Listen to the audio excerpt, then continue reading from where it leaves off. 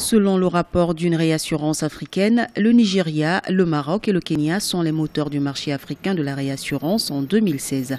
Ces pays offrent de nos jours les cadres les plus rentables du secteur et bénéficient selon le rapport des avantages liés à la taille et à la diversité de leurs économies. L'ingénierie, l'énergie et les assurances vie sont les secteurs les plus couverts par la réassurance africaine en rapport avec les vastes projets d'infrastructures qui y sont mis en œuvre sur le continent. Ce sont de grands pays, hein. Je veux dire, c'est très facile aujourd'hui pour le Maroc, pour le Nigeria, de couvrir l'ensemble des besoins du continent en termes de réassurance, étant donné que c'est un segment de marché de l'assurance où, si vous voulez, il n'y a pas besoin d'une multitude d'acteurs, hein. Les réassureurs agissent un peu comme une soupape de sécurité du marché de l'assurance, étant donné qu'ils viennent en termes de défaillance justement après les acteurs du marché de l'assurance.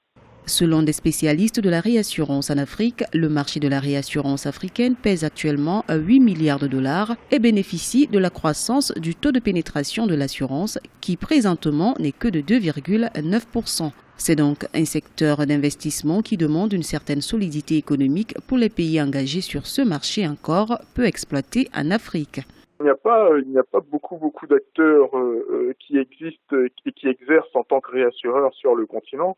Les quelques acteurs qui existent, bon, il est vrai qu'il faut rester quand même prudent sur leur solidité, étant donné que les régulateurs des marchés de l'assurance ont longtemps négligé un petit peu le contrôle de ces entités-là, de ces réassureurs. Il y a surtout beaucoup d'acteurs internationaux qui interviennent sur le marché de réassurance sur le continent, parce qu'effectivement les deals sur le marché de la réassurance sont des deals qui sont en tout cas d'une envergure qui n'a absolument rien à voir avec le marché de l'assurance.